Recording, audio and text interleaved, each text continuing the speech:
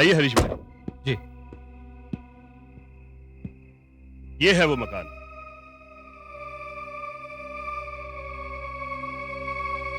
मकान तो बड़ा अच्छा लग रहा है। हाँ। आइए, ये बंगला आपको बहुत पसंद आएगा। अच्छा। मैंने आपकी सारी रिक्वायरमेंट्स का ख्याल रखा हाँ। है। एक बार आप देख लेंगे तो सारी बात समझ जाएंगे। क्या हुआ? कुछ नहीं। चलिए। जी।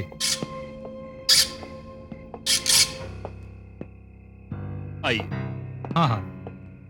हरीश भाई, काफी ढूंढने के बाद ये बंगला मैंने आपके लिए सिलेक्ट किया है। मुझे आपके चॉइस का पता है ना। एक बार आप देख लें तो मेरी भी तसल्ली हो जाए। हाँ।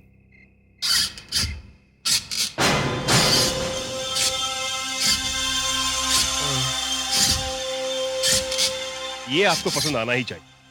चले? हाँ चलिए।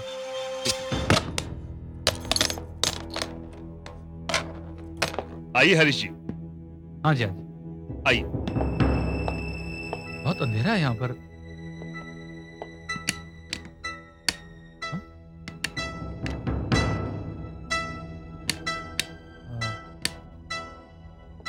हरीश भाई, आप जरा यहाँ रुकिए। मैं जरा मेंस को चेक करके आता हूँ, क्या वजह है। ठीक है। आता हूँ। जी।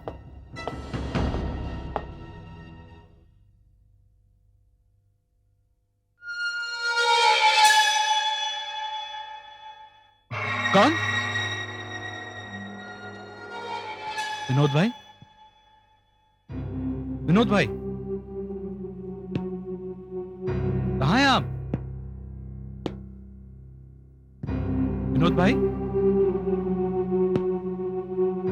विनोद भाई? कहाँ हैं आप विनोद भाई? विनोद भाई? विनोद भाई? विनोद भाई? विनोद भाई?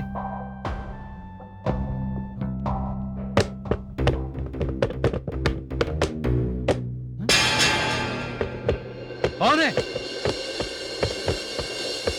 विनोद भाई?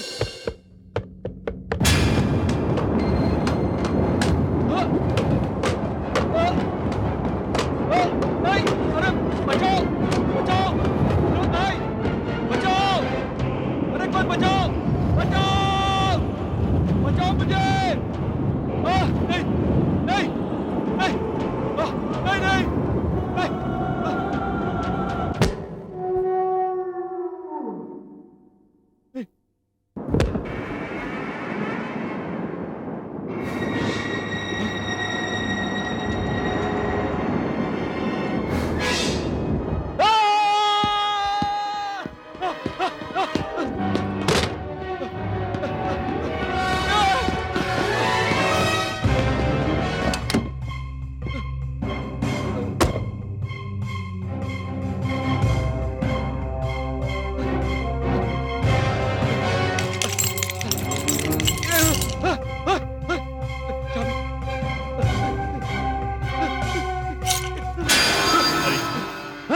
क्या बात है? आप वहां से चीख करके भाग आए? विनोद, मैंने लोगों की बात पर विश्वास नहीं किया था। तभी ने कहा था कि यह मकान भूतिया है। क्या दुश्मनी की थी मैंने तुम्हारे साथ जो तुम मुझे यह मकान दिखाने ले आए?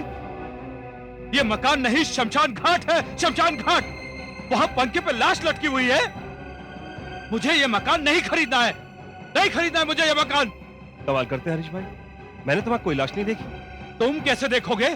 तुम तो यह मकान मेरे मत्थे मरना चाहते हो। धोखा किया है तुमने मेरे साथ, धोखा। हरीश भाई, मेरी बात तो सुनिए। कुछ नहीं सुनना मुझे।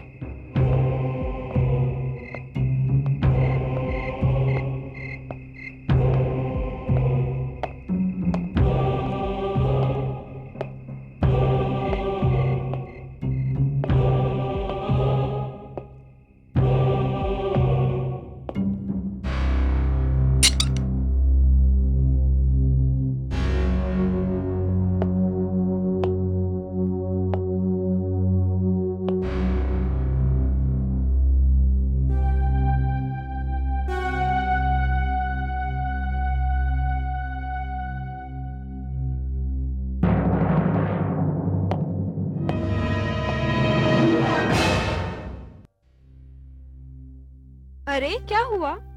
होना क्या था, मकान का सौदा आज भी नहीं हुआ। जो आया था वो भी उस मकान को भूतिया कहकर भाग गया। रेशमा, ये तीसरा कस्टमर था। लेकिन एक बात मेरी समझ में नहीं आती। जो भी इस मकान को देखने आया उसने यही कहा कि ऊपर वाले कमरे में पंखे से एक लाश लटकी हुई है। लेकिन लेकिन मुझे तो वहां कुछ भी नजर नहीं आया। अरे छोड़िए ना उस मकान को। कैसे छोड़ दूं?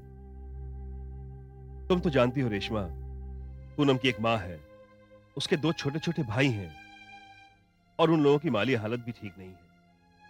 अगर ये मकान बिक जाता तो उनके लिए कुछ आसरा बन जाता। देखिए, पूनम की मौत तो हो चुकी है, लेकिन उसके मौत के बारे में अभी तक ये पता नहीं चला कि उसकी मौत एक हादसा थी या उसने खुदकुशी कर ली।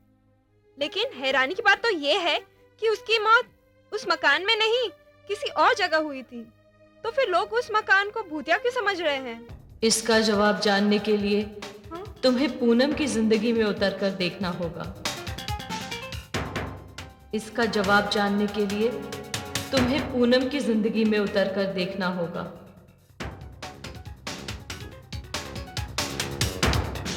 ये आवाज किसकी थी?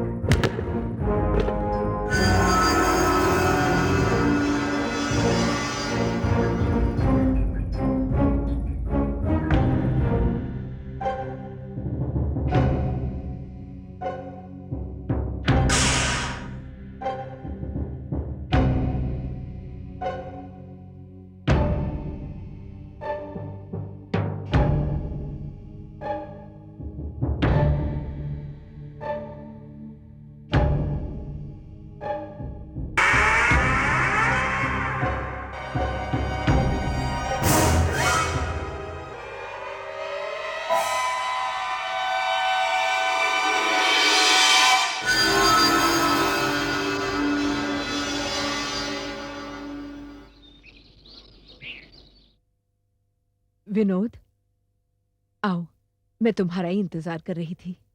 नमस्ते, बैठो। Thank you. कुछ हुआ मकान का? नहीं निर्मला जी, मैं तो अपनी तरफ से पूरी कोशिश कर रहा हूं, लेकिन जो भी मकान देखने आता है डर कर भाग जाता है। हर एक यही कहता है कि उसे उस मकान में पंखे से लटकी हुई एक लाश नजर आती है। बस बात वहीं खत्म हो जाती है। क्या तुम्हें वहां पर कोई लाश नजर आई? मुझे तो कुछ नजर नहीं आता वहां। दरअसल कुछ लोग नहीं चाहते कि हम उस मकान को बेचें। शायद ये उन्हीं लोगों की साजिश हो सकती है। लेकिन निर्मला जी, वो लोग हैं कौन? और कौन? वही रामप्रकाश आचार्य जी के दोनों बेटे सुनील और अनिल।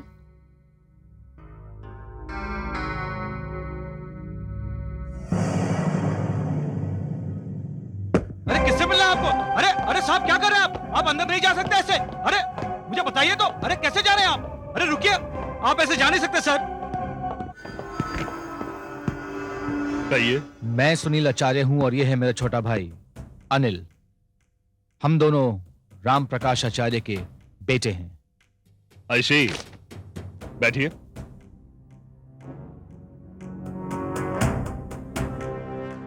हम यहां बैठने नहीं आए हैं, हम तुम्हें सिर्फ इतना समझाने आए कि जिस मकान को बिकवाने के पीछे तुम पड़े हुए हो, वो मकान हमारे पिता राम प्रकाश आचार्य का है।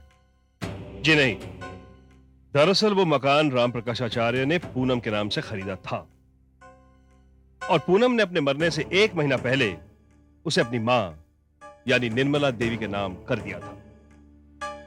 आज उस मकान की मालकिन निर्मला देवी हैं। कानूनी तौर पर उस मकान को तो हम जल्द ही हासिल कर लेंगे, क्योंकि आखिर बाप की जायदाद पर बेटों का हक होता है।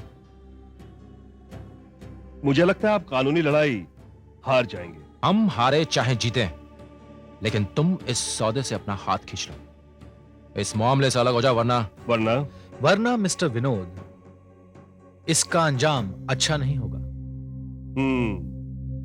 आई सी। अब मैं समझ गया ये मकान बिक क्यों नहीं रहा। आप दोनों इसमें रुकावट बने हुए। देखो, हमसे उलझने से बेहतर होगा कि हमारी बात मान लो और हमारे रास्ते से हट जाओ। ये तो नहीं हो सकता। वैसे आप जो कुछ भी कर रहे हैं वो तो अब मैं जानता हूं, और आगे भी आपको जो कुछ करना है कर लीजिए। ठीक है विनोद, भाई समझाना हमारा काम था, अगर आप ना समझे तो पछताएंगे।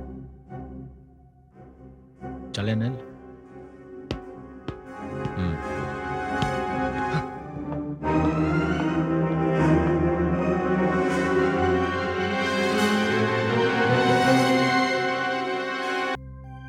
उन दोनों ने आके तुम्हें धमकी दे दी? हाँ निर्मला जी, लेकिन मैं उनकी धमकियों से डरने वाला नहीं हूं। वो लोग मेरा कुछ नहीं बिगाड़ सकते। पता नहीं विनोद, उन्हें तो जन्म का बैर था पूनम से, और आज वो हमारे दुश्मन बन चुके हैं।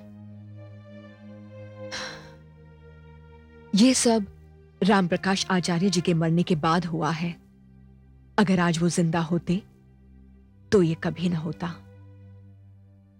एक बात कहें हम आपसे, राम प्रकाश आचार्य जी जितने अच्छे इंसान थे उतने अच्छे कलाकार भी थे। अच्छा निर्मला देवी, एक बात पूछूं आपसे? पूछिए। ये राम प्रकाश जी और पूनम का रिश्ता क्या था?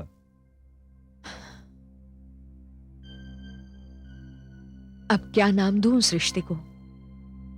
पूनम को वायलिन बजाने का बेहद शौक था, पर हमारे हालात इतने अच्छे नहीं थे कि हम उसका शौक पूरा कर सकते। पूनम को राम प्रकाश आचार्य जी से ही वायलिन सीखना था।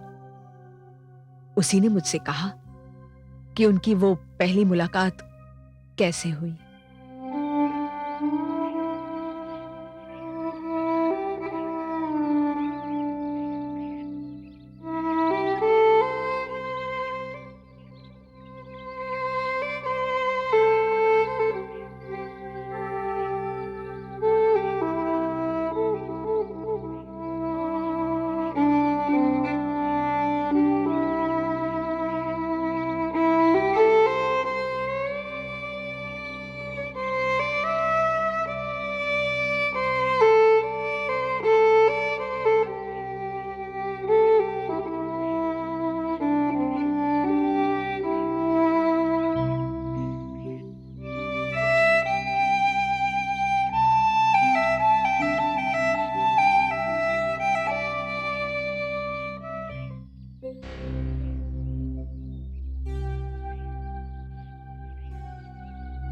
कौन हो तुम?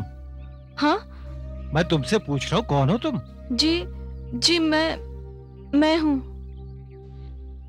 मैं का कोई नाम तो होगा? जी पूनम नाम है मेरा। अच्छा अच्छा, पूनम, कैसे आना हुआ? वायलिन की आवाज सुनकर खिंची चली आई।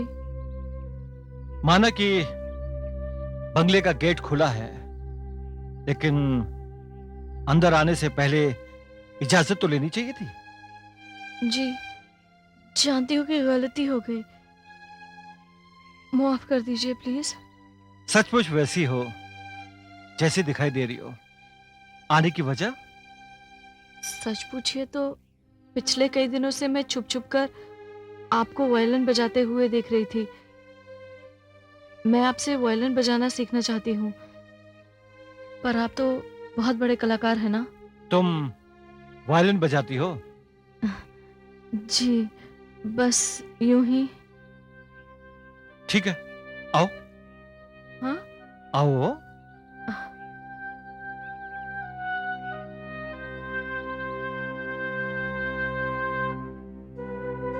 आप बैठिए, मैं आता हूं। जी।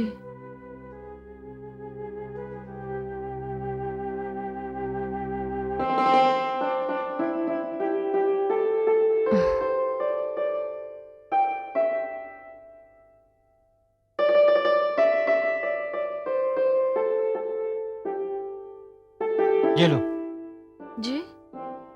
बजाओ। जी, मैं। भाई, अगर मुझे तुम में कोई बात नजर आएगी तो मैं जरूर सिखाऊंगा।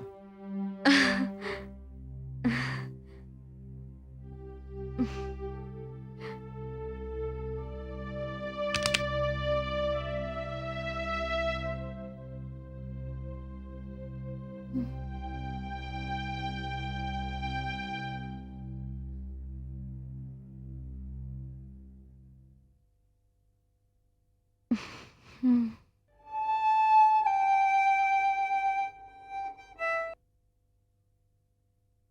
घबराओ नहीं, आराम से।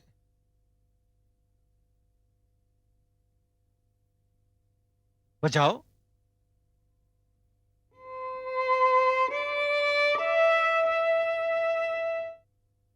आराम से, आराम से।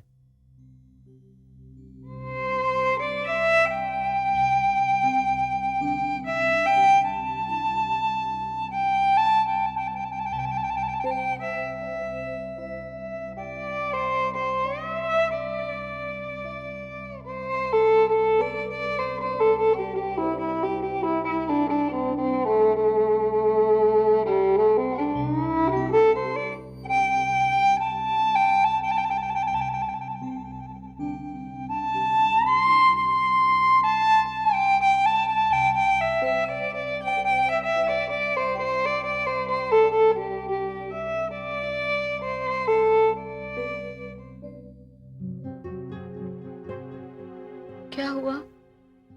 आपको पसंद नहीं आया? मैं ये सोच रहा था कि तुम वायलिन यहाँ सीखने आई हो या सिखाने। जी।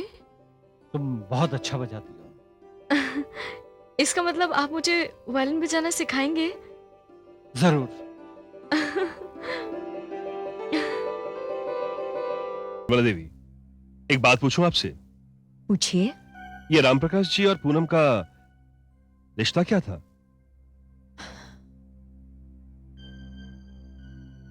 अब क्या नाम दूं उस रिश्ते को? पूनम को वायलिन बजाने का बेहद शौक था,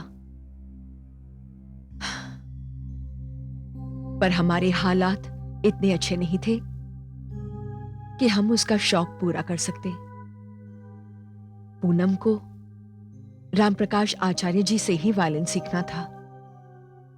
उसी ने मुझसे कहा कि उनकी वो पहली मुलाकात कैसे हुई, और रामप्रकाश आचार्य जी ने पूनम को अपना शिष्य मानते हुए उसे वायलिन बजाना सिखाना शुरू कर दिया।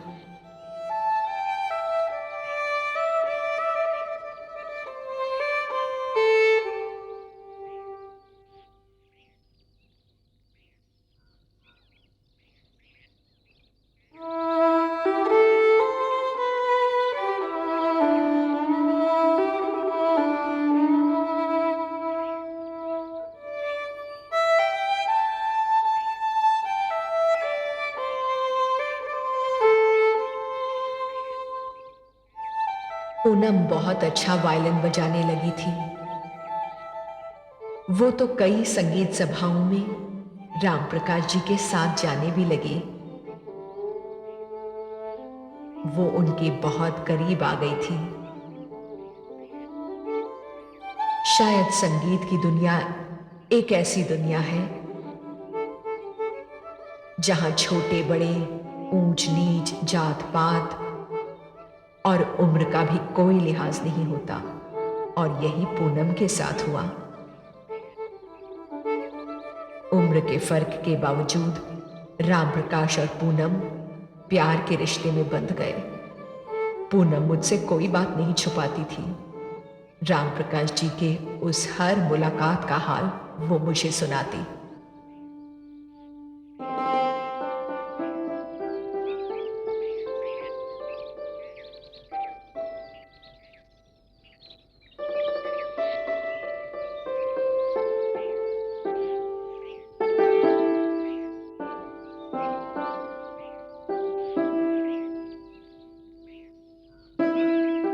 आज आप बहुत खामोश लग रहे हैं, क्या बात है? पूनम, तुम्हें मालूम है कि तुम्हारी और मेरी उम्र में कितना फर्क है? पूछ सकती हूँ कि संगीत की मात्राएं गिनने वाला आज उम्र की गिनती क्यों कर रहा है? बहुत जरूरी है पूनम। तू आंधी की तरह मेरी जिंदगी में आई। तुम्हारे अंदर के कलाकार ने मुझे अपनी तरफ इस तरह खींचा कि मैं अपने जज्बात को रोक नहीं पाया और जज्बात के लौह में बहता ही चला गया। आप तो खामखा अपने आप को ही इल्जाम दे रहे हैं। मैं एक निहायत ही मजबूत इरादों वाली लड़की, जब मैं ही अपने जज्बात पर काबू न पा सकी तो इसमें आपकी क्या गलती? अगर मैं न चाहती तो आप मेरे आंचल को छू भी नहीं सकते थे, लेकिन ऐसा नहीं हुआ। जो जज्बात आपके दिल में हैं, वो मेरे दिल में भी तो हैं। नहीं पूनम, तुम्हारी उम्र कम है, तुम नादान हो। इस उम्र में फैसले जज्बात से लिए जाते हैं, दिमाग से नहीं। नहीं, मेरी उम्र कम हो सकती है, मगर मेरी सोच नहीं। मैंने दिल से आपको सब कुछ मान लिया है। आप मेरे लिए भगवान हैं। पूनम, ये तुम्हारा पागलपन है। तुम वो एक फूल हो जो जिंदगी की डाल पर अभी अभी खिला है, और ये फूल अपने भगवान पर अर्पित हो गया है, तो इसमें बुरा क्या है? मैं एक बात ईमानदारी के साथ कह सकती हूँ कि मैंने जिंदगी में शादी न करने का फैसला कर लिया था, पर अब वो फैसला मैंने बदल दिया है। लेकिन अगर आप मुझे ठुकराना चाहते हैं तो बात कुछ और है। नहीं पूनम, ऐसी बात नहीं है। अभी तुम्हारे सामने तुम्हारी पूरी जिंदगी पड़ी है, तुम्हारा घर है, तुम्हारा समाज है। तुमने गलत फैसला किया है। अगर आप इसे नैतिकता के नजरिए से देखते हैं तो हो सकता है कि यह फैसला गलत है।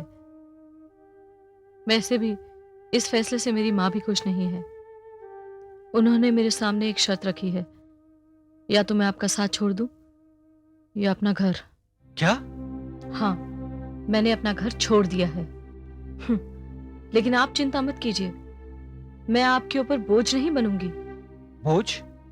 नहीं पूनम, तुम कभी भी बोझ नहीं थी। तुम एक ऐसी कलाकार हो जिसके लिए शानदार भविष्य इंतजार कर रहा है, सिर्फ देश ही में नहीं, विदेश में भी। खैर, अब तो मुझे तुम्हारे लिए एक घर का इंतजाम करना पड़ेगा।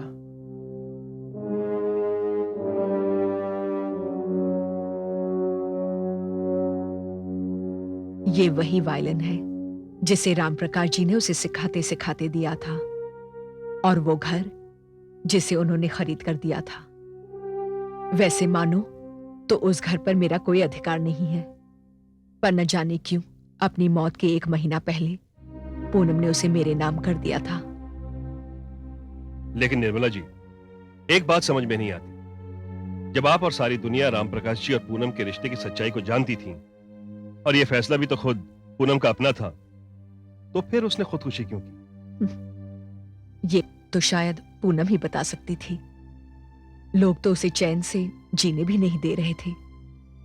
और वहीं एक बात है कि शायद उसने अपने जीने के लिए जो रास्ता चुना था, उसका अंजाम खुदकुशी भी हो सकता था। ये बात तो अब एक राज है कि पूनम की मौत एक हादसा था या खुदकुशी। मैं तो भगवान से यही प्रार्थना करूंगी कि भगवान उसकी आत्मा को शांति दे। शायद आप ठीक कह रही हैं। खैर, आप फिक्र ना करें, मैं किसी और आदमी से बात करता हूं। लेकिन निर्मला जी, इस बीच आप एक काम जरूर कीजिए। आप उस घर में शांति पाठ करवा दीजिए। जी विनोद जी। मैं चलता हूं। जी।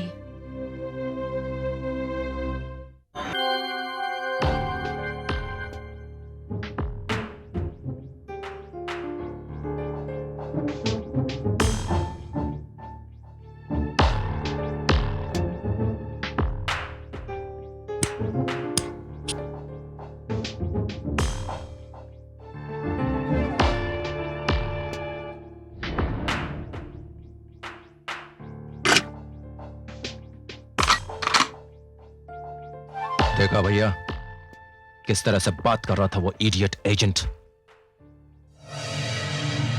हाँ, लगता है कुछ ज्यादा ही चर्बी चढ़ गई है मिस्टर विनोद को। बात तो वैसे करता है जैसे मकान हमारे डैड का नहीं उसका है। बहुत हो गया भैया, अब हमें कुछ ना कुछ करना होगा। अब तो वो उस घर के अंदर शांति पाठ भी करवा रहा है। छोटे, वो चाहे जो कर ले, उस मकान को हासिल नहीं कर पाएगा। और अगर उसने अपनी हद पार की तो उसके घर में शांति पाठ होगा, उसकी आत्मा की शांति के लिए।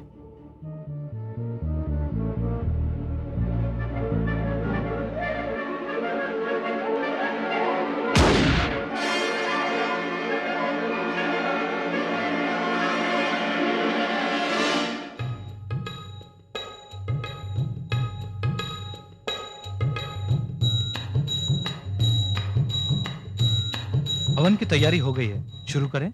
निर्मला जी, जी कीजिए। जी।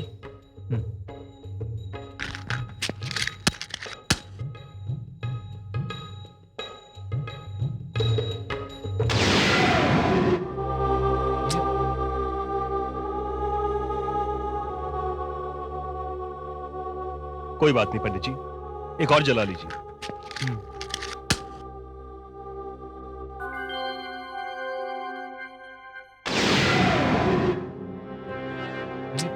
ये कैसा अपशगुन हो रहा है?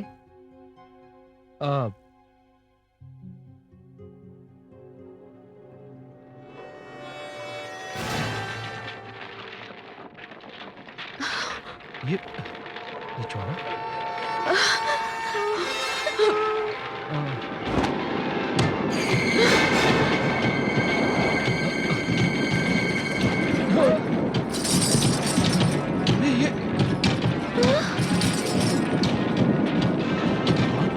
ये क्या हो रहा है?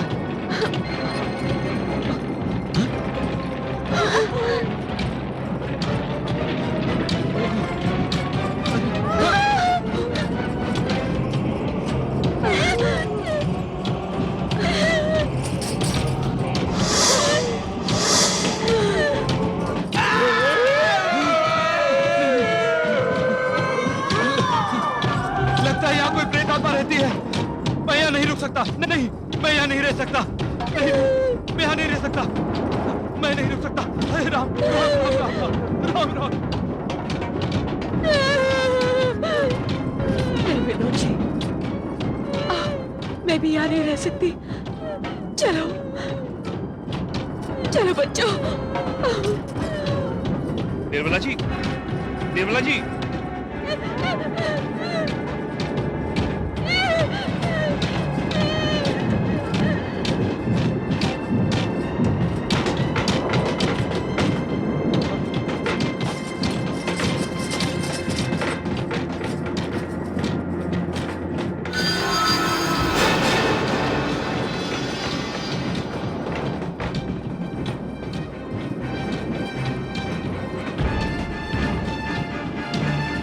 कौन हो तुम?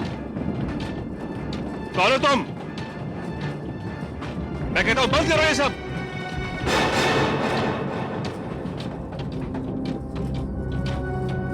लोग कहते हैं इस घर में पूनम की आत्मा रहती है।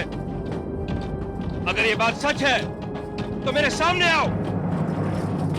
क्या बैर है तुम्हारा घर वालों से? क्या बिगाड़ा उन्होंने तुम्हारा? कैसी बेटी हो? कैसी बेटी हो तुम जो अपने ही घर वालों की दुश्मन बनी बैठी हो? सुनो, ये मकान अगर बिका नहीं ना तो तुम्हारी माँ और तुम्हारे दोनों भाई भूखे मर जाएंगे, चैन से रोटी नहीं खा पाएंगे।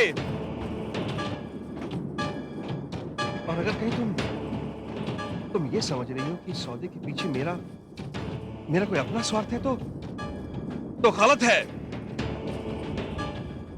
मैं तो ये सौदा सिर्फ तुम्हारी माँ और तुम्हारे भाइयों के भलाई के लिए कर रहा हूं, अपनी कमीशन के लिए नहीं। और हाँ, एक बात और, मैं तुम्हारे इस तूफान से डरने वाला नहीं हूं। अगर किसी को मारना है तो मुझे मारो, मारो मुझे, मैं कहता हूं मारो।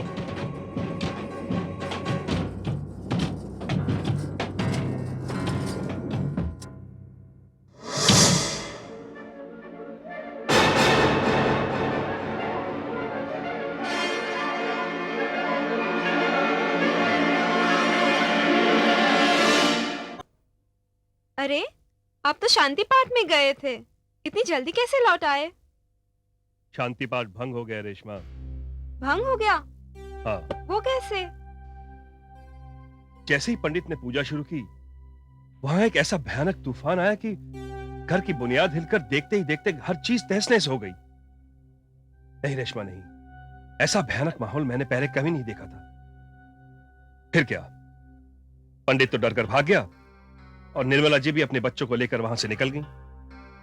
लेकिन मेरी समझ में यह नहीं आया कि वो कोई प्रेत आत्मा का खेल था या फिर कुछ और।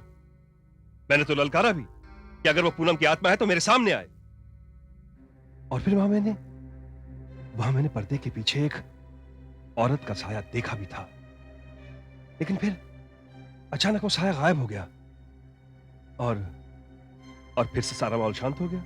देखिए जी, ये सब सुनने के बाद मेरा दिल तो बहुत घबराने लगा है।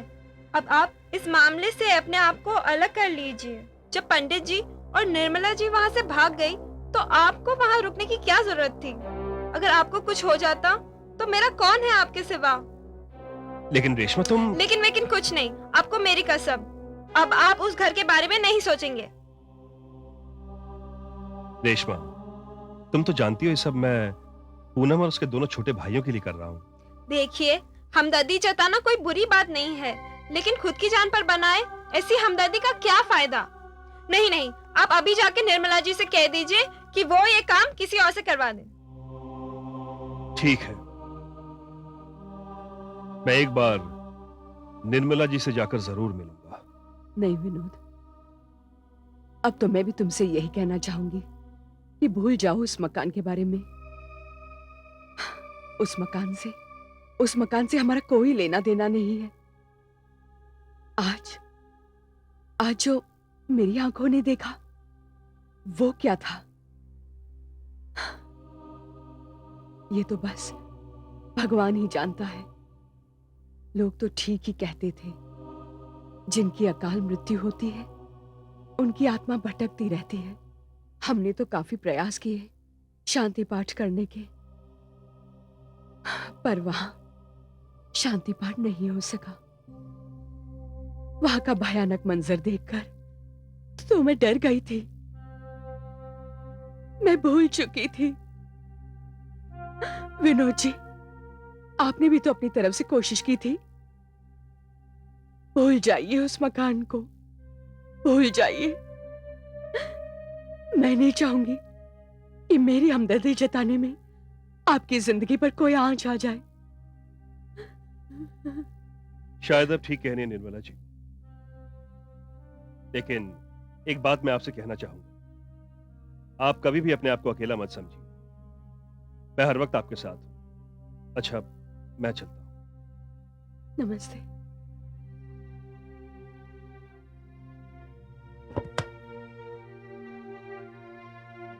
सलाम साहब। कोई आया था? नहीं साहब, आज ऑफिस में कोई नहीं आया। अच्छा, तुम भी जाओ। जी? मैंने कहा तुम भी जाओ। जी साहब, थैंक यू।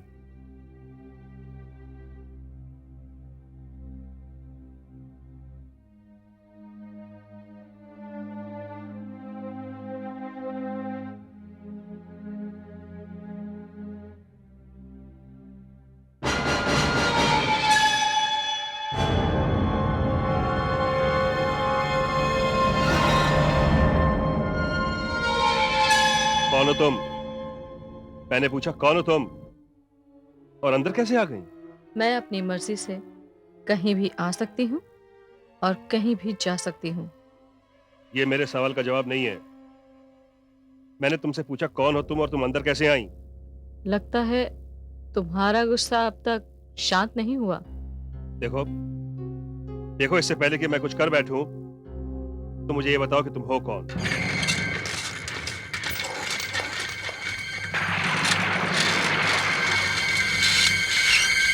मेरा नाम पूनम है। पूनम? हाँ, कहा ना, मैं पूनम हूँ। तुम पूनम हो? हाँ, मैं ही पूनम हूँ। लेकिन लेकिन पूनम तो मर चुकी है। बंद करो अपना ये खेल। खेल? ये खेल नहीं, खेल तो मेरी जिंदगी के साथ खेला गया है। अच्छा, तो तुम क्या समझती हो? इस तरह मेरी ऑफिस में घुस आई, अपने आप को पूनम बताया तो मुझे डर जाना चाहिए, बेहोश होकर गिर जाना चाहिए। मैं अच्छी तरह जानता हूं कि तुम पूनम नहीं हो, बल्कि सुनील और अनिल की भेजी हुई एजेंट हो, और ये सारा खेल उनका सजाया हुआ है। खेल तो उन्हीं दोनों का है, लेकिन उस तरह से नहीं जिस तरह से तुम सोच रहे हो। जो खेल अभी तक खेल रहे हो तुम लोग, वो तो मैं देख ही चुका हूं। तुम लोगों की चालाकी और धोखेबाजियां, लोगों को डराने के लिए पंखे से लटकती हुई लाश, और ये सब कुछ तुम उन दोनों के इशारों पर कर रही हो। वो तो मैं तुम्हें अभी भी दिखा सकती हूँ। देखो।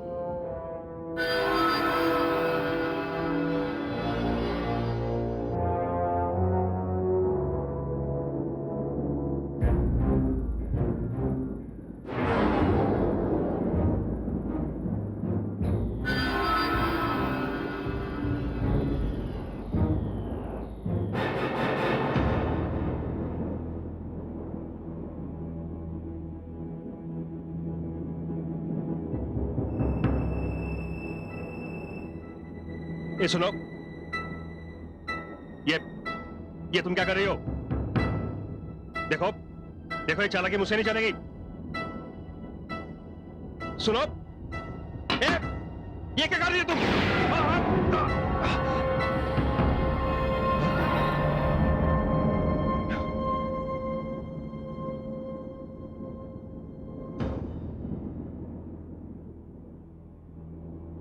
विनोद,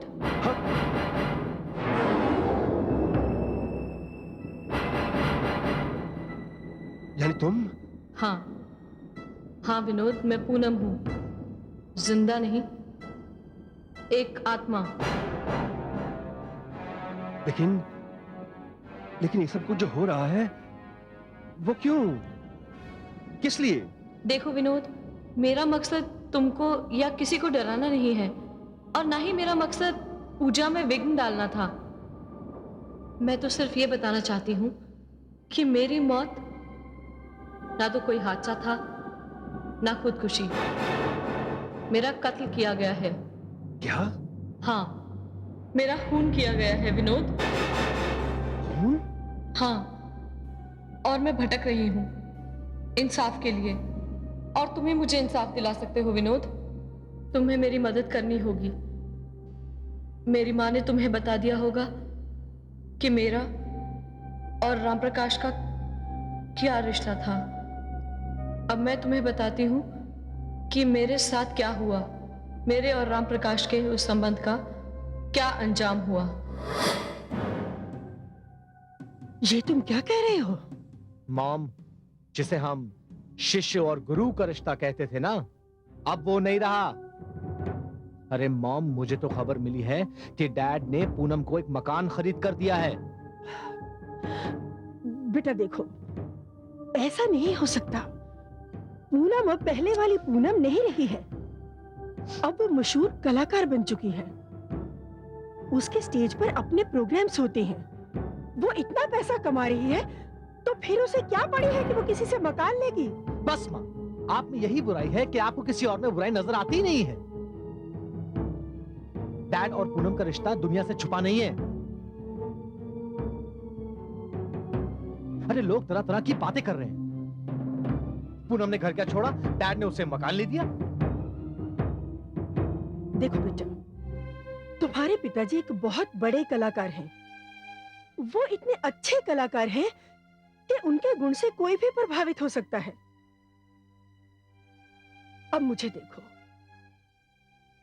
मुझ में कोई गुण नहीं है, लेकिन तुम्हारे पिताजी ने मुझे इज्जत देने में, मेरे सम्मान में कभी कोई कमी नहीं रखी। उन्होंने तुम्हारी परवरिश में भी कभी कोई कमी नहीं रखी। वो सिर्फ तुम्हारे पिताजी ही नहीं है, बल्कि समाज के एक सम्मानित व्यक्ति हैं। और ऐसे व्यक्ति के चरित्र पर तुम उंगली उठाओ, लांछन लगाओ, ये तुम्हें शोभा देता है क्या? वाह माँ, वाह, कितनी भोली हैं आप। और अपने इस भोलेपन में आप खुद तो डूबेंगी ही, हमें भी साथ डुबोएंगी। लेकिन अब ऐसा नहीं होगा। अब मैं चुप नहीं बैठूंगा। क्या करोगे तुम?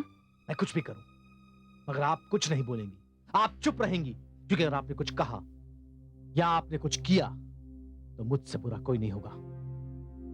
चलता हूं।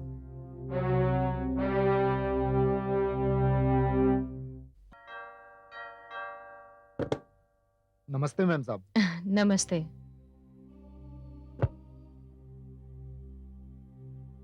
अरे सब लोग कहाँ हैं? साहब तो अपने संगीत रूम में हैं और मैम साहब अपने रूम में हैं। अगर आप कहें तो बुला दूं? नहीं नहीं, तुम आशा जी से जाकर बता दो कि मैं आई हूँ। मैं आचार्य जी को मिलकर आती जी हूँ। बहुत अच्छा। ठहरो, तुम जाओ यहां से। जी।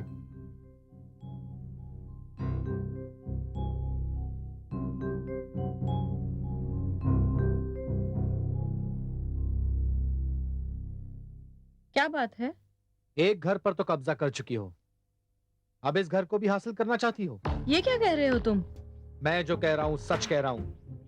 आज के बाद तुम इस घर में नहीं आओगी। सुनील, ये क्या हो रहा है? डैड, यहां कुछ नहीं हो रहा है। जो कुछ हो रहा है आप दोनों के बीच हो रहा है। और ये जो कुछ भी हो रहा ना डैड, इसे हमें सुधारना है।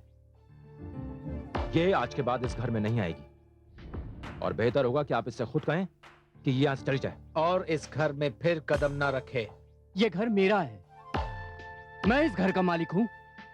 मैं फैसला करूंगा कि इस घर में कदम कौन रखेगा और कौन नहीं रखेगा।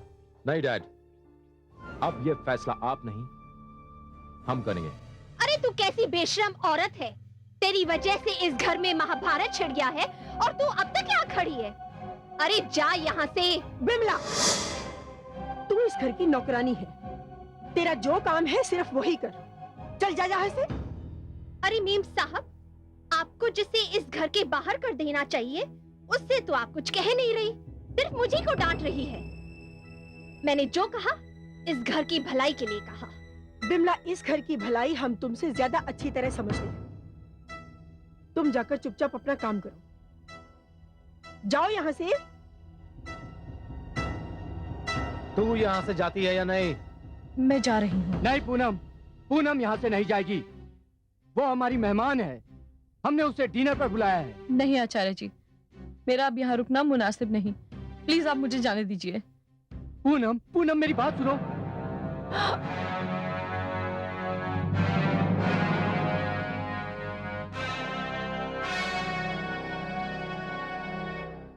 नालायक, छोड़ दे इनको। माँ, मैंने कहा था ना आपसे बिल्कुल चुप रहेंगी, कुछ नहीं बोलेंगी। नहीं, मैं चुप नहीं रहूंगी। तू छोड़ इनको।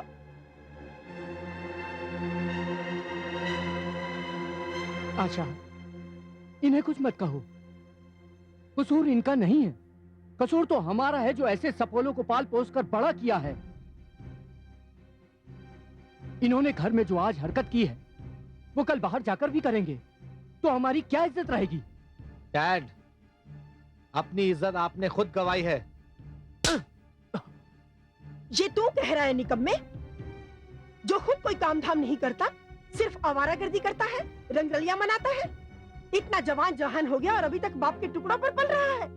शर्म आनी चाहिए तुम्हें, शर्म आनी चाहिए। शर्म तो इन्हें आनी चाहिए माँ। इस बुढ़ापे के अंदर अपने बीवी और बच्चों के सामने एक जवान लड़की के साथ रंगरलियां मना रहे। अनिल!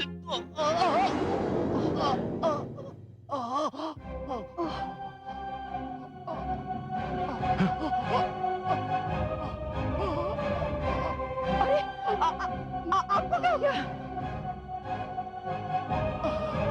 अरे तुम लोग खड़े देख क्या रहे हो? जाओ जल्दी से डॉक्टर को बुलाओ, फोन करो कोई डॉक्टर को। आपको कुछ नहीं होगा, आपको कुछ नहीं होगा, आपको कुछ नहीं होगा। धीरज रखिए, आपको कुछ नहीं होगा। आपको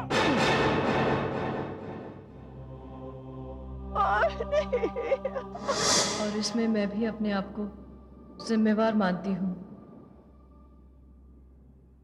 पूनम, जो कुछ भी हुआ सुनकर मुझे बहुत तकलीफ हुई, लेकिन यह जानकर तो और भी हैरत हुई कि आचार्य जी के घर की नौकरानी इतनी मुंहचड़ी और बदतमीज थी। हाँ, उसके बाद मुझे उस घर की जिन सच्चाइयों के बारे में पता चला, अगर लोग सुनेंगे तो उनके रोंगटे खड़े हो जाएंगे। बिमला अगर अपने आप को उस घर की नौकरानी समझती तो शायद ऐसी बात कभी नहीं करती, मगर वो तो अपने आप को उस घर की मालकिन समझती थी। उसी की वजह से आज सुनील की पत्नी इस दुनिया में नहीं रही। क्या? हाँ, सुनील निहायत ही गिरा हुआ और बदचलन इंसान है।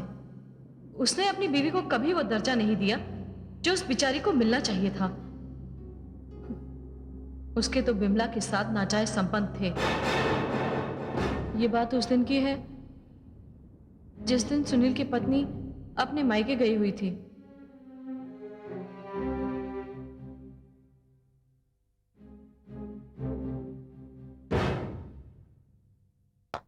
साहब, दूध रख दो। अरे इतनी जल्दी क्या है जाने की? छोड़िए ना, ये आप क्या कर रहे हैं? कोई देख लेगा। अरे तू किससे डरने लगी? ज्योति तो गई है अपने मायके। लेकिन माँ जी सो रही है। मैं कपड़े बदल के अभी आई। सो मत जाना। छोड़ो ना, क्या कर रहे हैं आप? कोई देख लेगा। जाने से पहले टैक्स तो देती जाओ।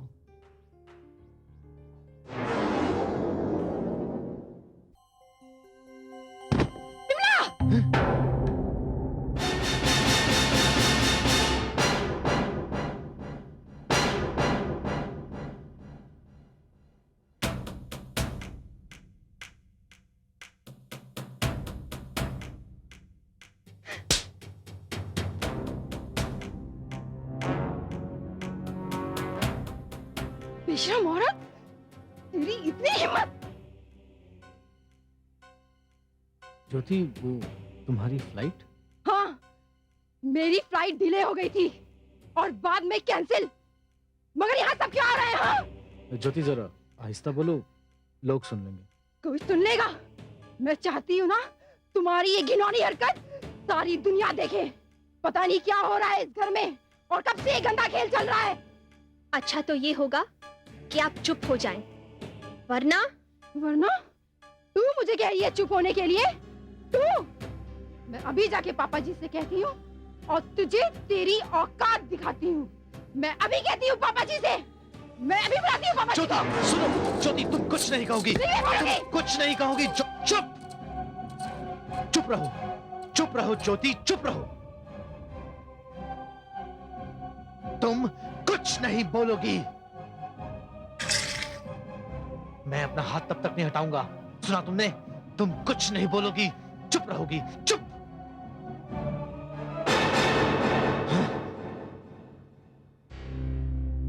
अरे साहब, ये तो बेहोश हो गई। ओह गॉड, मैं तो भूल ही गया था कि इसे सांस की तकलीफ है। ज्योति, ज्योति, ज्योति! अरे साहब, ये तो मर गई। आपने इसे मार दिया? नहीं, नहीं, मैंने तो इसका मुंह बंद किया था सिर्फ इसलिए कि कुछ बोले ना। मुझे क्या पता इसकी सांस ही रुक जाएगी। अब ये सोचना है कि आगे क्या करना है।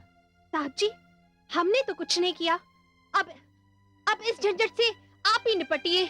नहीं, ये सब तेरी वजह से हुआ है, समझी तू? तेरी वजह से। अब ये सोचना है कि आगे क्या करें। साहब, एक काम करते हैं। घर पे सभी लोग सो रहे हैं, इसे यहाँ से ले जाके किसी सुनसान जगह पर ले जाके फेंक आते हैं। नहीं, इसके लिए तो कुछ और ही सोचना पड़ेगा। सुनील और बिमला ने ज्योति की लाश को पंखे से लटका दिया और उसकी मौत खुदकुशी बन गई। और इत्तेफाक से डॉक्टर ने भी यही रिपोर्ट दी कि ज्योति की मौत सांस के रुक जाने की वजह से हुई है। और सुनील साफ साफ बच गया। इसका मतलब तो ये हुआ कि पंखे से जो लटकती हुई लाश दिखाई पड़ती है वो हाँ, वो ज्योति की लाश है।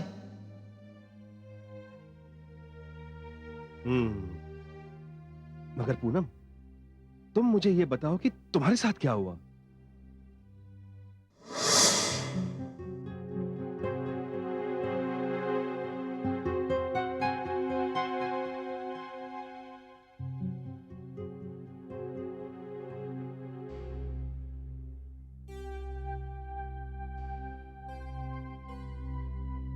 क्या बात है वकील साहब, आप खामोश क्यों बैठे हैं? वसीयत क्यों नहीं पढ़ते? जब तक मिस पूनम यहाँ नहीं आ जाती मैं ये वसीयत नहीं पढ़ सकता। क्या ताल्लुक है पूनम का उस वसीयत से? ताल्लुक है। वसीयत के मुताबिक आप लोगों की तरह मिस पूनम भी एक बेनिफिशियरी है। क्या बोला आपने? क्या बकवास कर रहे हैं आप? दिमाग तो नहीं खराब हो गया आपका? सुनील, इस वसीयत में खास तौर से जिक्र किया गया है मिस पूनम का, इसलिए हमें उनका इंतजार तो करना ही होगा। वकील साहब आप नाराज मत होइए, मैं समझती हूँ। क्या मैं अंदर आ सकती हूँ?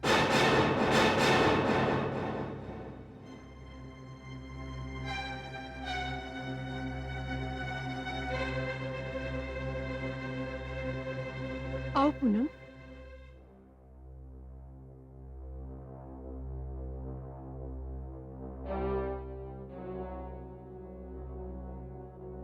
मुझे यहाँ क्यों बुलाया गया है? देखिए पूनम जी, राम प्रकाश जी ने मुझसे वसीयत लिखवाई थी और उस वसीयत के मुताबिक इस जायदाद में आपका भी हिस्सा है। लेकिन वकील साहब, मुझे इसमें से कुछ नहीं चाहिए। अरे बंद करो अपना नाटक। ये नाटक नहीं है, मगर तुम इस बात को नहीं समझोगे। देखिए, बहस करके कोई फायदा नहीं है। बेहतर होगा आप ये वसीयत गौर से सुने और मुझे आगे की कार्रवाई करने दें। इस वसीयत में उन्होंने अपनी जायदाद के 4 हिस्से किए हैं। एक हिस्सा उन्होंने अपनी धर्मपत्नी आशा देवी के नाम किया है। 2 हिस्से उन्होंने अपने दोनों बेटे सुनील और अनिल के नाम किए हैं और चौथा हिस्सा मिस पूनम के नाम लिखा है।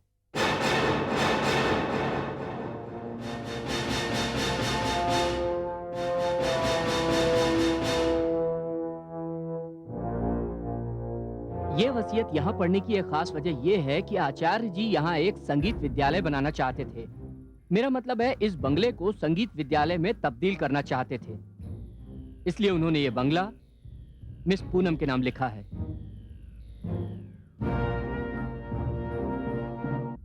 इस वसीयत के जरिए आचार्य जी ने मेरे सामने एक बहुत बड़ी समस्या खड़ी कर दी थी, क्योंकि उनकी अंतिम इच्छा थी कि वो उस बंगले को संगीत विद्यालय में तब्दील करना चाहते थे।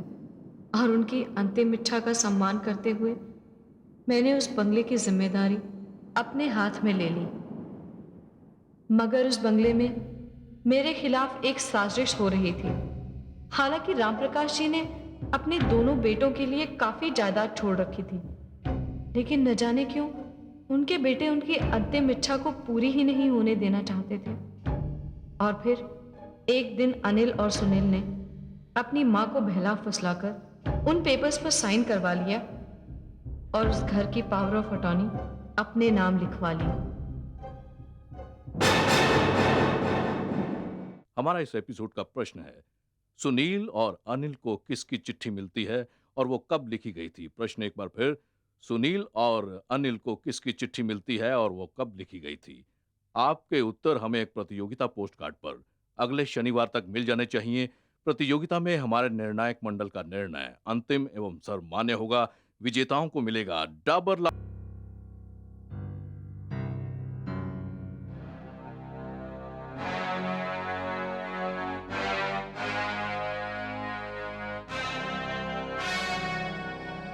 आप लोग,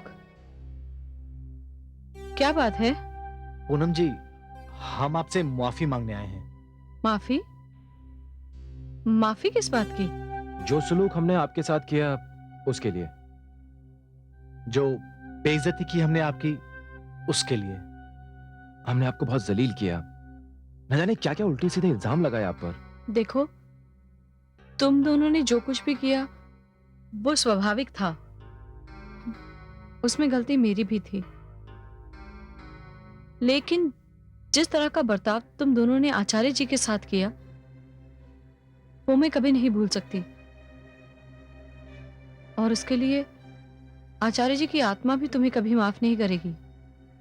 देखिए पूनम जी, हम अपने किए पर बहुत शर्मिंदा हैं और प्रायश्चित करना चाहते हैं। अगर आप हमें माफ कर दें तो शायद डैडी की आत्मा भी हमें माफ कर दें। अगर सचमुच तुम्हारे मन में पछतावा है और तुम इसलिए यहाँ पर आए हो, तो सचमुच तुम उस महान इंसान के बेटे हो जो मेरे लिए जीवन में सब कुछ था।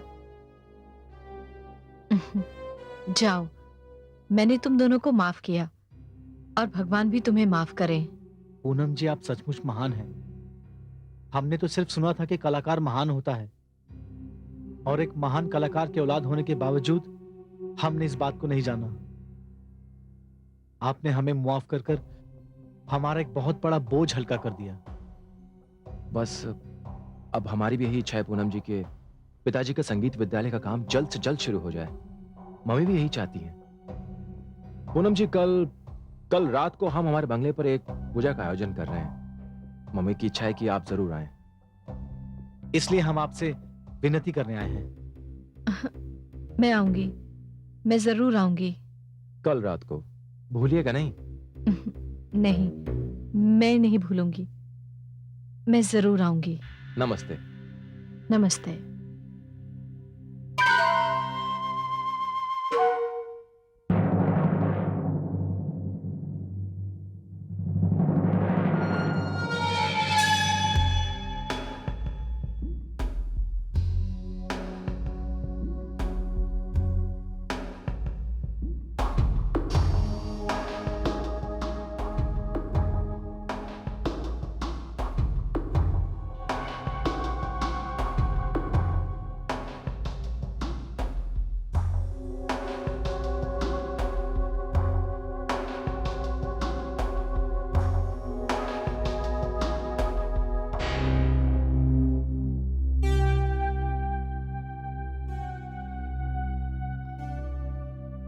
सुनील, अनिल,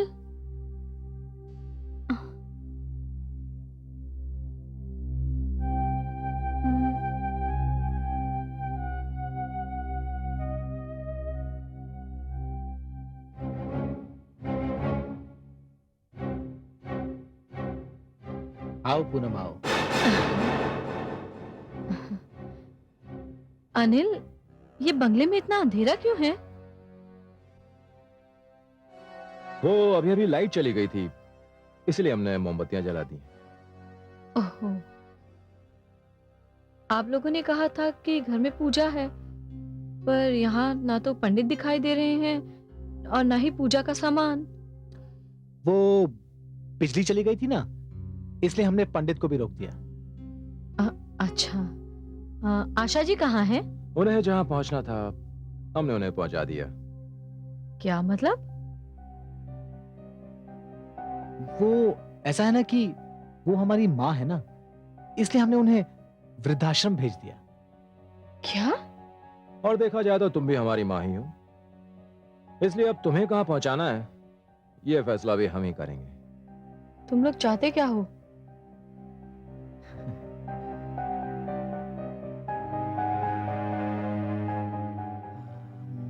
पूनम, वो जो हम कल मुआफी वगैरह मांगने आए थे ना, दरअसल वो एक बहाना था कि तुम चुपचाप यहाँ चली आओ। और अब ना तो किसी ने यहाँ तुम्हें आते देखा है और ना जाते देखेगा। पूनम, इस वक्त तो तुम अपनी जिंदगी की कुछ आखिरी सांसें गिन रही हो। क्या मतलब? मतलब मैं समझाता हूं तुम्हें। तुमने क्या सोचा था कि मरने से पहले हमारे बाप ने जो बेवकूफी की थी वो हम मान लेंगे, हम कबूल कर लेंगे? ये जायदाद हमारी थी और हमारी रहेगी, लेकिन ये तब तक मुमकिन नहीं है जब तक तुम जिंदा रहोगी। क्या बकवास कर रहे हो तुम दोनों? हटो मेरे रास्ते से। हाँ, भाग के कहाँ जा रही हो पूनम? हमने तो तुम्हारे लिए बहुत बढ़िया इंतजाम कर रखा है। हम तो तुम्हें बड़ी शानदार और बड़ी चैन की मौत देने जा रहे हैं। छोड़ो मेरा रास्ता। अरे जल्दी क्या है? छोड़ो। अरे रुक जाओ। छोड़ो मेरा रास्ता। देखो देखो मेरा रास्ता छोड़ दो, नहीं तो मैं बहुत जोर से चिल्लाऊंगी। बिल्कुल नहीं। देखो छोड़ो। देखो बिल्कुल नहीं चिल्लाओ। देखो छोड़ो मुझे, छोड़ो।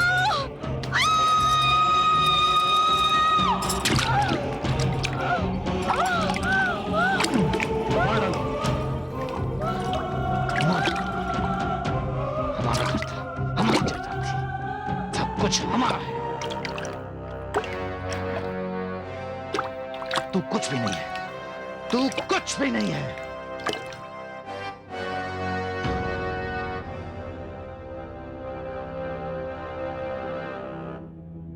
घर लेगी,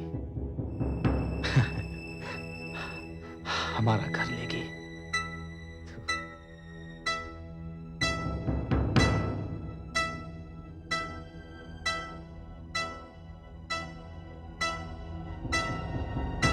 चलो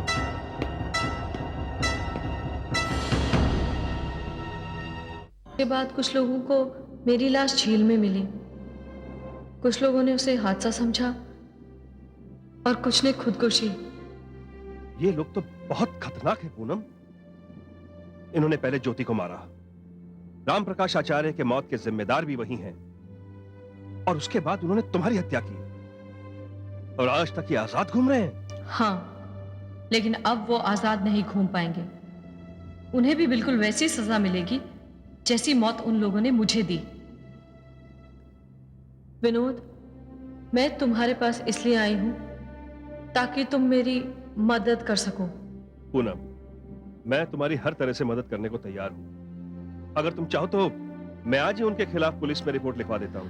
नहीं नहीं विनोद, उन्हें सजा सिर्फ मैं दूंगी, और तुम्हें क्या करना है वो मैं तुम्हें बता दूंगी।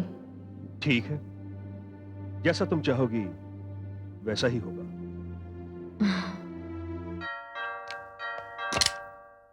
जी नमस्ते साहब, ये रजिस्टर्ड लेटर है सुनील आचार्य के नाम पर। यहाँ दस्तखत कर दीजिए।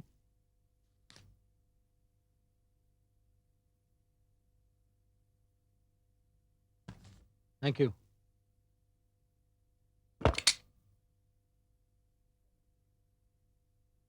किसका लेटर है भैया? पता नहीं, खोल के देखता हूं।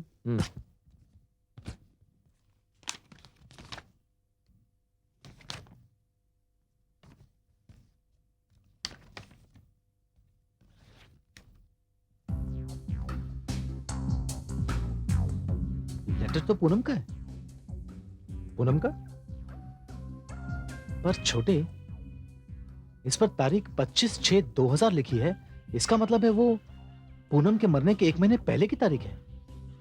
हाँ, अच्छा इसमें लिखा क्या, पढ़ो तो सही। हाँ, ये खत मैं सुनील और अनिल आचार्य के लिए लिख रही हूँ। मुझे इस बात का बेहद अफसोस है कि मेरी वजह से आपके पिता ने आप लोगों के साथ बड़ी ज्यादती की। संगीत विद्यालय तो कभी भी बन सकता है, मगर वो बंगला जिसमें आप दोनों का जन्म हुआ, पलकर बड़े हुए और जिसमें आपकी यादें आपसे जुड़ी हैं, वो अगर छूट जाए तो ये सदमा जिंदगी के लिए जानलेवा भी साबित हो सकता है।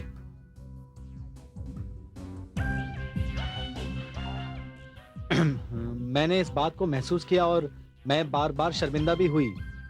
ये बंगला जो मेरे नाम पर था, वो ये एग्रीमेंट के जरिए आप दोनों को लौटा रही हूँ। छोड़ दे, एग्रीमेंट है। एग्रीमेंट के जरिए आप दोनों को लौटा रही हूँ। उम्मीद है आप इसे कबूल करेंगे और मुझे मेरी गलतियों के लिए माफ कर देंगे। दिखा,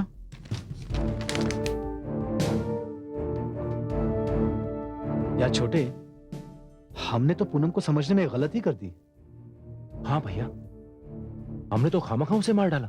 और ये देख एग्रीमेंट, उसने बंगला हमारे नाम पे कर दिया और अब हम बंगले के मालिक हैं। हाँ भैया, बंगले के मालिक तो हम हैं, लेकिन सिर्फ नाम के लिए। क्या मतलब? मतलब ये कि बंगला क्या चाटना है। देखो एक काम करते हैं, इस बंगले को बेच करके जो पैसा आएगा ना, उसे एक बिजनेस स्टार्ट करते हैं। छोटे, बात तो तू समझदारी की कर रहा है, पर इसका ग्राहक भी तो मिलना चाहिए। हाँ वो भी। देखता हूं। हेलो। हेलो, क्या मैं सुनील आचार्य से बात कर सकता हूं? बोल रहा हूं। कहिए, कौन बोल रहे हैं आप? जी मैं विनोद, एस्टेट एजेंट। फोन क्यों किया? जी दरअसल आपके बंगले को खरीदने के लिए कुछ पार्टीज हैं। अब पहले तो मेरी हिम्मत नहीं हुई आपसे इस सिलसिले में बात करने की, लेकिन फिर मैंने सोचा बिजनेस ही तो है, इसलिए अगर आप कहें, इफ यू आर इंटरेस्टेड, तो मैं पार्टी को लेकर आपके बंगले पर 7 बजे आ जाऊं आज शाम को। होल्ड करो। कौन है? विनोद, वो एस्टेट एजेंट। क्या कर रहे? वो कह रहा है कि बंगले के लिए कोई खरीदार मिल गया है। हाँ कर दूं? हाँ हाँ, नेकी और पूछ पूछ। मगर विनोद के साथ? भैया इस वक्त ये सब भूल जाओ, सिर्फ अपना काम निकालो।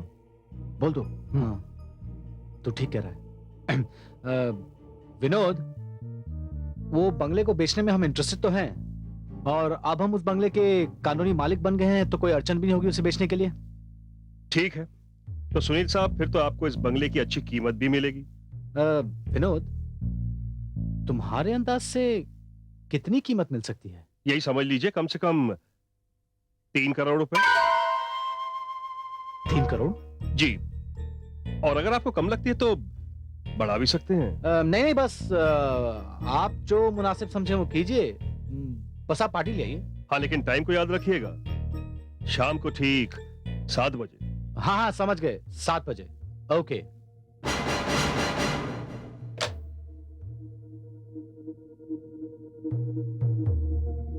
कमाल हो गया अनिल, अभी अभी मकान हमारे नाम हुआ है और अब खरीदार भी मिल गया हमें।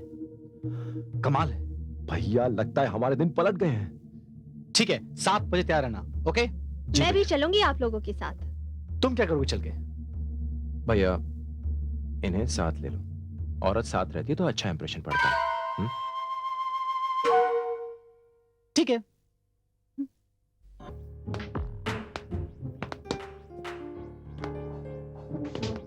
कोई नजर नहीं आ रहा अनिल? कोई है ही नहीं।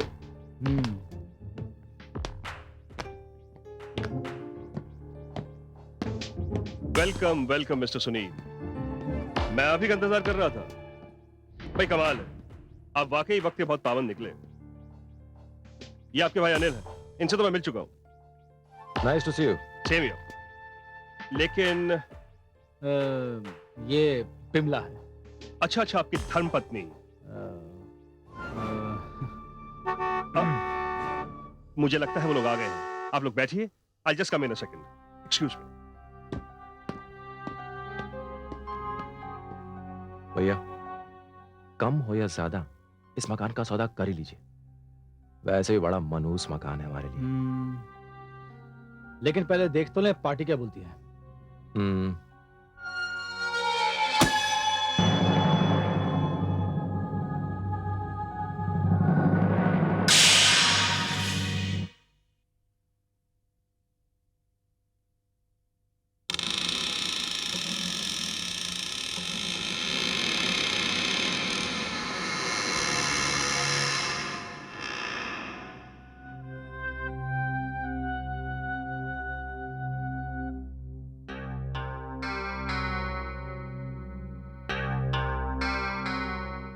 तुम रुको, मैं देख के आता हूं।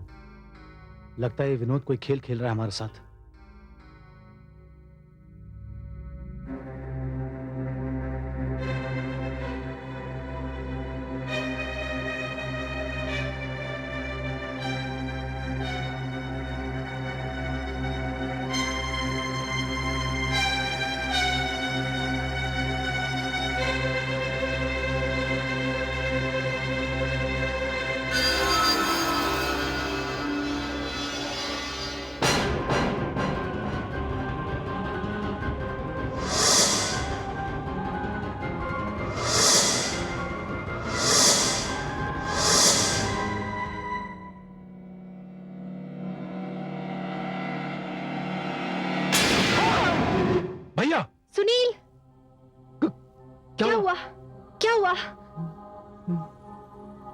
क्या? दरवाजे के पीछे? दरवाजे के पीछे क्या है? क्या है? क्या है? ज्योति थी। ज्योति? हाँ, क्या क्या बात करो भैया? हाँ। It's impossible. इम्पॉसिबल। एक मिनट, आप यहाँ ठहरो, मैं देखता हूँ। Anil be careful. हाँ। नहीं।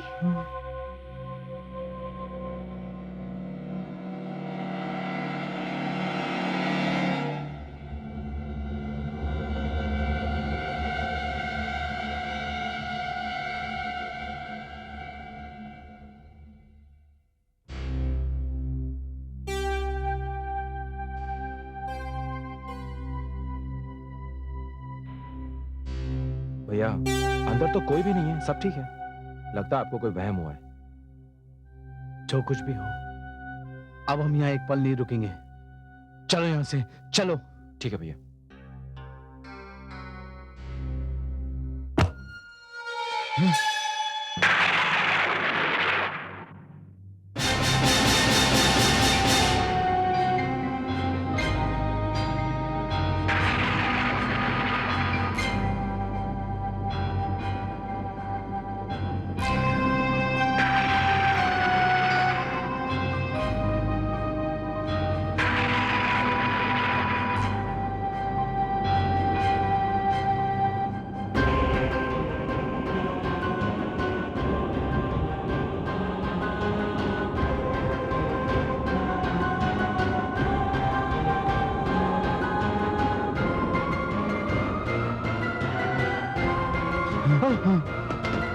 चलो चलो। खोलो, खोलो। भैया वो दरवाजा। वो एक और दरवाजा। चलो चलो भागो। खोलो, खोलो।